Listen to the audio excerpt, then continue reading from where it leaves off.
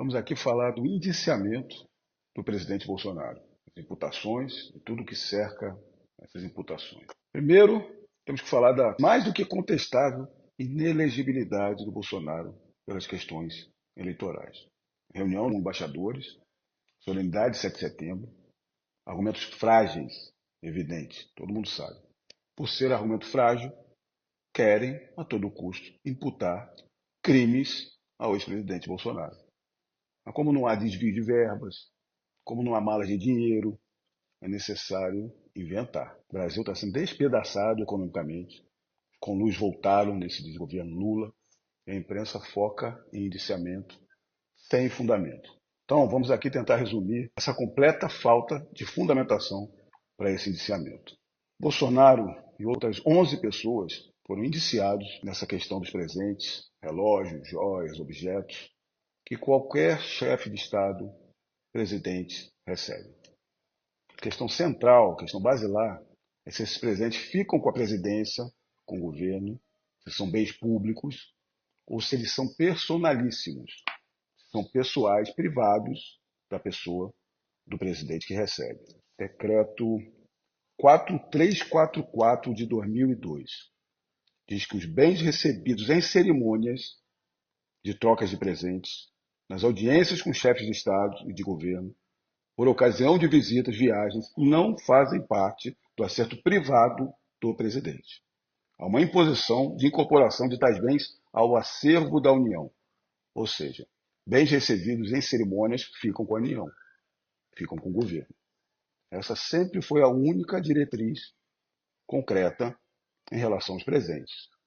Se foram recebidos em cerimônias protocolares de troca de presentes, ficam como patrimônio da União e não podem ser levados pelo presidente da época após o término do mandato. Aí tem portaria regulamentando. Portaria da Secretaria-Geral da Presidência, 59 de 2018. Os bens de que tratam os incisos do caput que forem de natureza perecível ou personalíssima não serão incorporados ao acervo patrimonial da Presidência da República. Ou seja, o que for personalíssimo, além dos perecíveis, são privados da pessoa do presidente. Pode levar para casa, pode fazer o que quiser. O que é personalíssimo é pessoal, é da pessoa, é privado. Ainda, a mesma portaria define os bens de natureza personalíssima ou de consumo direto pelo recebedor. Bens que, pela natureza, destinam-se ao uso próprio do recebedor, a exemplo de condecorações, vestuários, artigos de escritório, canetas às vezes é mais caro que relógio, e ainda joias, semijoias e bijuterias são personalíssimos. Inclusive tem acordo do TCU que comungava desse entendimento.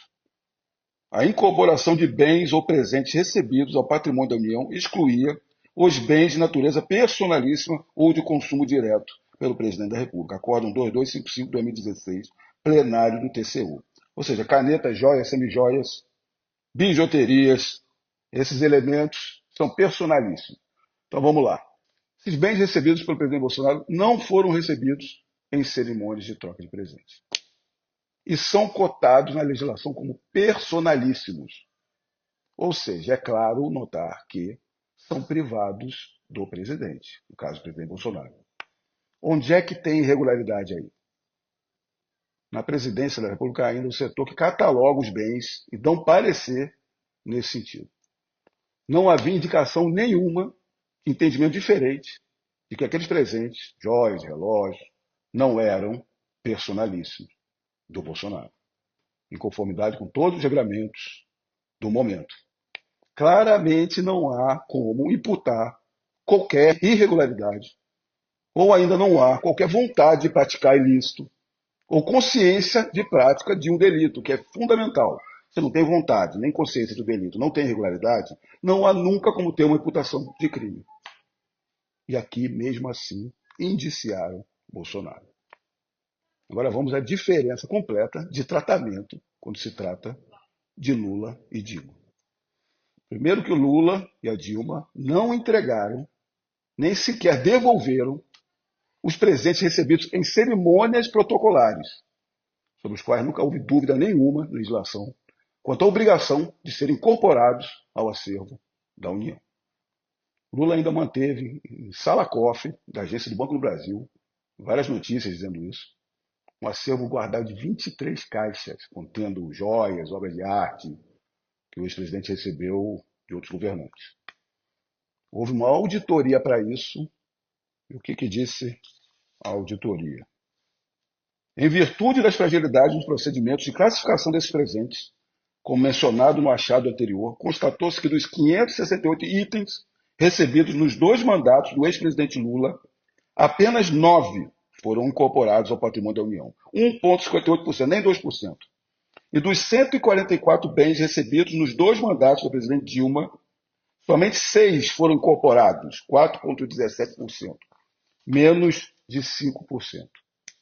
Apesar da ilegalidade flagrante, no caso de Lula e da Dilma, o TCU determinou apenas que os bens fossem devolvidos para o governo, nada mais. Houve algum indiciamento do Lula e Dilma? Claro que não. Um tratamento para Dilma, para o Lula, e outro tratamento completamente diferente para o Bolsonaro.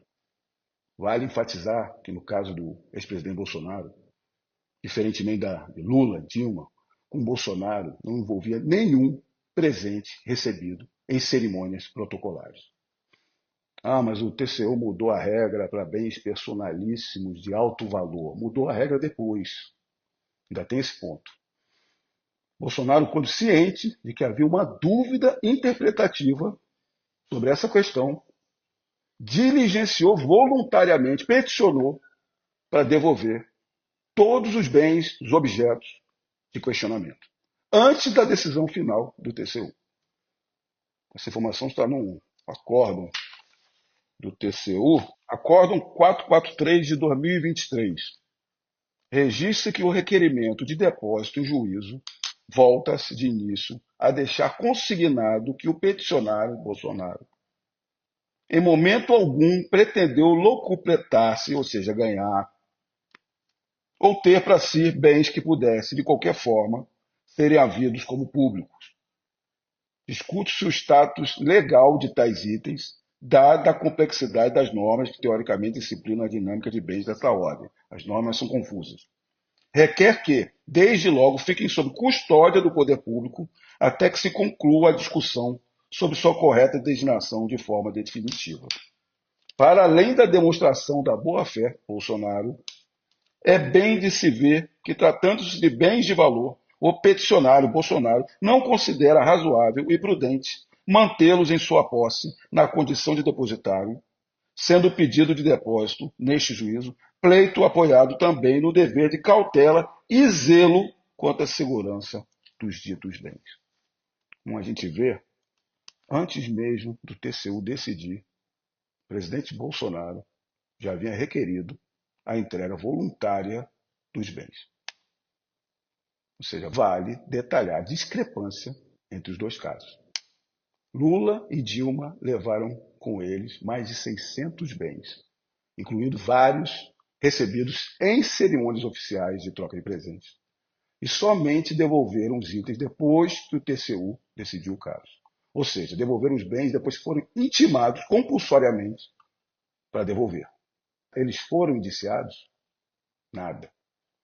Por outro lado, Bolsonaro ficou com uma quantidade ínfima de bens, nenhum deles recebidos em cerimônias protocolares, e devolveu de forma voluntária no exato momento em que se apontou uma existência de uma possibilidade, de uma dúvida sobre o procedimento.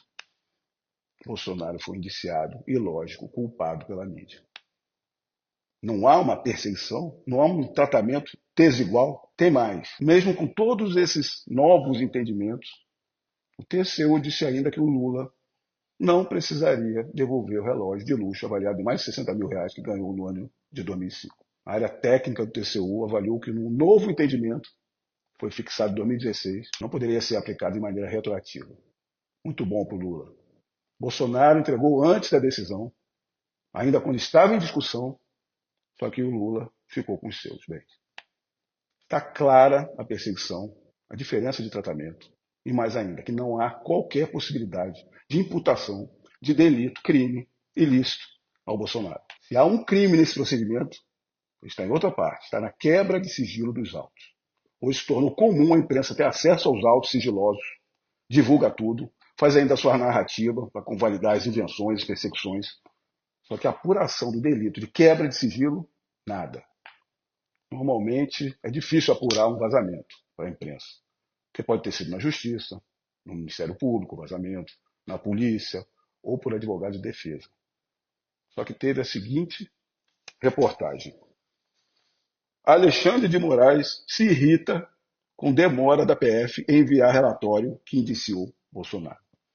Você vai ler a reportagem? O que houve? É que a imprensa já estava divulgando o indiciamento do Bolsonaro e o que estava escrito de um procedimento sob sigilo antes da Justiça receber a informação.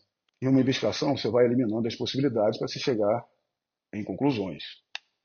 Se a Justiça, o MP e a defesa não tiveram acesso, o vazamento lógico foi na polícia. Está mais fácil de apurar. Infelizmente, a nossa antes tão respeitável Polícia Federal, que agora se tornou claramente um órgão desvirtuado, cumpridor de propósitos alheios aos interesses públicos. Pura perseguição.